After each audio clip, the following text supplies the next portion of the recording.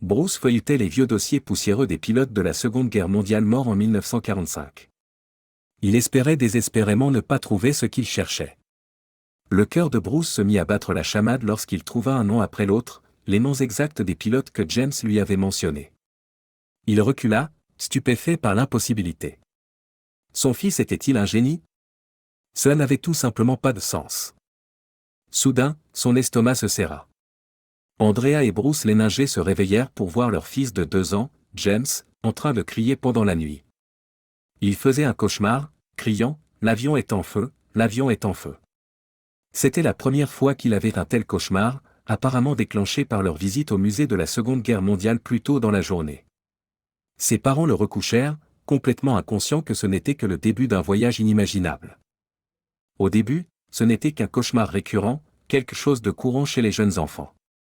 Mais ensuite, les choses commencèrent à devenir plus graves et étranges. La terreur de James grandissait chaque nuit et le hantait pendant la journée. Cela devint si grave que sa mère finit par devenir désespérée de chercher de l'aide professionnelle.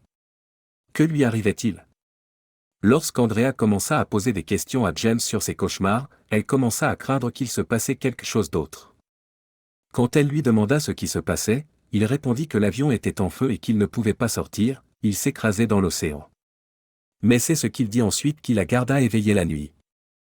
James dit à sa mère que c'était lui dans l'avion, et quand elle essaya de le rassurer en lui disant que ce n'était qu'un rêve, il répondit avec une conviction totale que ce n'était pas le cas.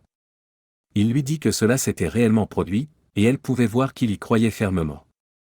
Chaque jour, cette croyance ne faisait que croître, tout comme sa description des événements réels entourant ce cauchemar mystérieux. Bientôt, plus rien dans leur vie ne serait jamais le même. Chaque jour, de nouvelles informations se dévoilaient.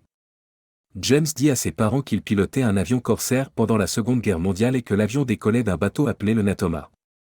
Lorsque son père lui demanda comment son avion avait été touché, il lui fit une grimace de dégoût et dit avec indignation qu'il avait été abattu par les Japonais.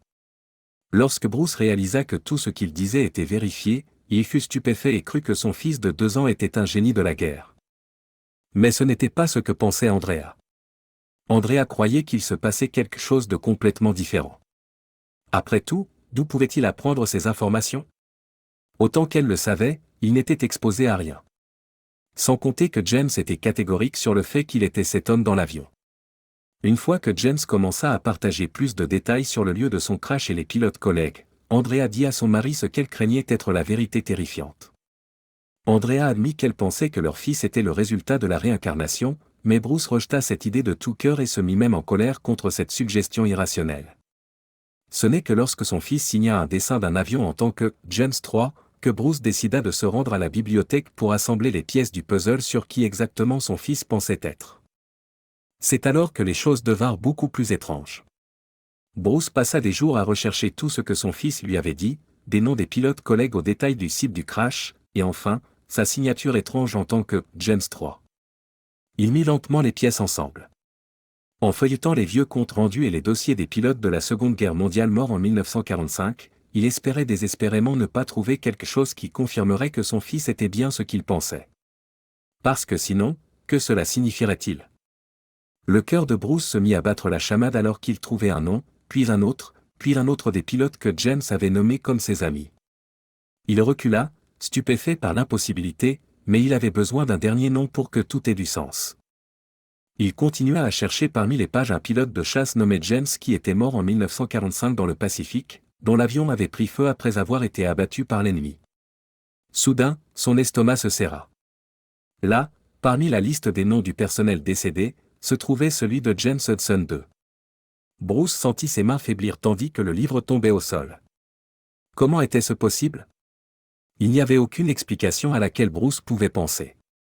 Tout ce qu'il avait vu et entendu de son fils défiait la pensée rationnelle.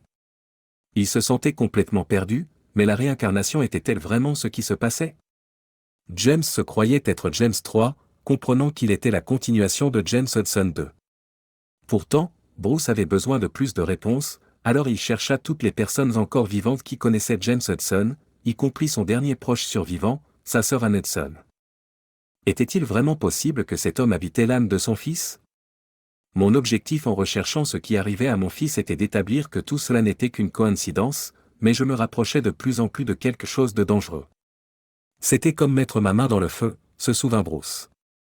Ce n'est que lorsque Bruce contacta Anne Hudson qu'il commença enfin à accepter ce que son fils lui disait et réfléchit à la manière dont ses souvenirs étaient beaucoup plus personnels que tout ce qu'elle avait. Mais ce n'est pas tout, elle confirma aussi que tout ce qu'il disait avait du sens.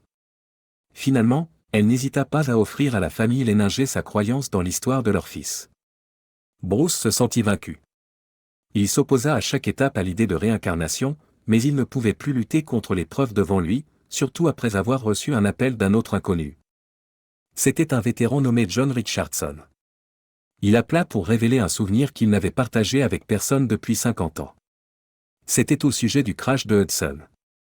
Il savait exactement comment cela s'était passé parce qu'il était là, allongé à ses côtés, et le dernier à l'avoir vu vivant.